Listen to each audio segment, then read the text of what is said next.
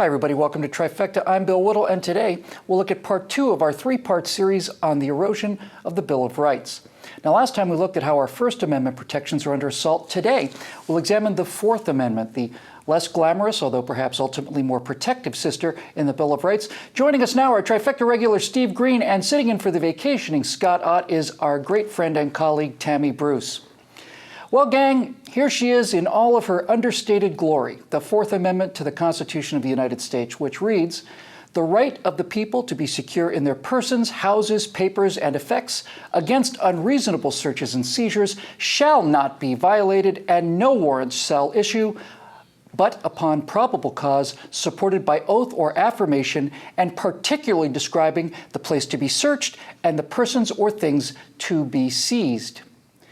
Now, Tammy, that sounds a little dry and legalistic after the glory of the First Amendment, but when you get down to brass tacks, in order to prosecute a free citizen, you have to build a legal case against them to overcome the presumption of innocence. And the means to get that evidence are strictly limited by the Fourth Amendment. Now, we know there's compelling evidence that in the information age, federal agencies like the NSA trample that protection into the digital dust. These people, Tammy, seem to know a lot about us, and I believe you said you had a particularly insightful and chilling example of how much those Fourth Amendment protections have been eroded these days. Well, you know, it's fascinating how things don't change, isn't it, with the founders knowing exactly what tyrants do. And in the 21st century now, we are facing the same dynamic. Human nature is the same at any era. And I think that what we've got here, and this is also the brilliance of all the amendments, but the Fourth in particular, it doesn't need to be the 18th century or even the 21st century. This applies clearly to whether it's hard copy papers or if you've got a printing press in your basement or if you've got the internet. The wording here is so simple and can be applied to everything. And what's interesting is that because human nature is the same, we've got the NSA, you've got the IRS, you've got the revealing of private information, you've got the taking, the nature of the taking of individuals or even effects, the way that that's worded. It is clearly what's happening is unconstitutional. I think that that's pretty much unarguable. What is happening, though, is when this goes on is this combination, though, this parallel track of fear, of a dynamic, of a system and an infrastructure, of people who are afraid to say no because of then what might occur to them.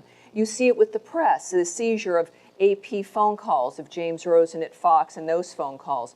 And Obama's not the only president to do this, as we know as well, which is why in this age, having the security of the internet, the nature of how this new media is unfolding is important, because if they really get a stranglehold on what it is that we do, we're like the last town hall on the internet. And that, I think, will move automatically to new rules that will stop even the conversation itself under the guise of the seizing of elements. If nobody says no to this, it means that they will have effectively a free go card to the work. They can do anything they want. This, in fact, may be a test.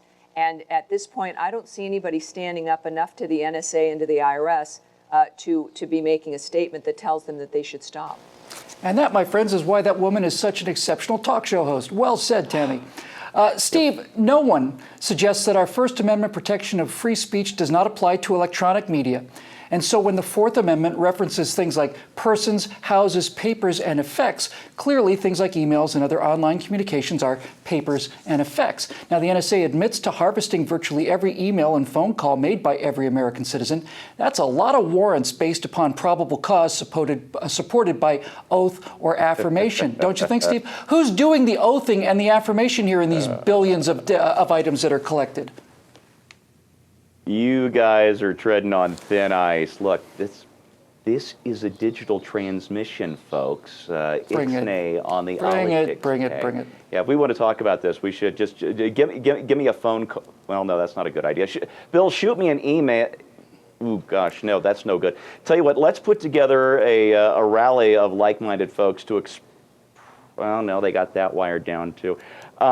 We should let's just zip it.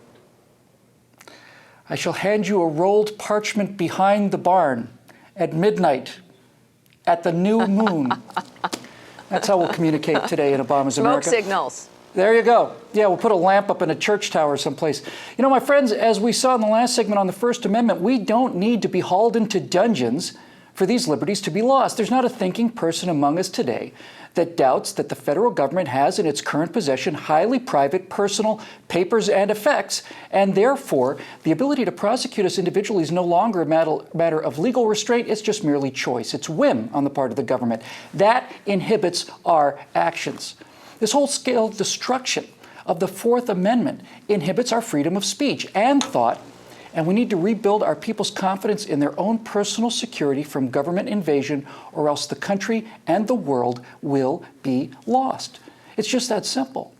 For PJTV, I'm Bill Whittle.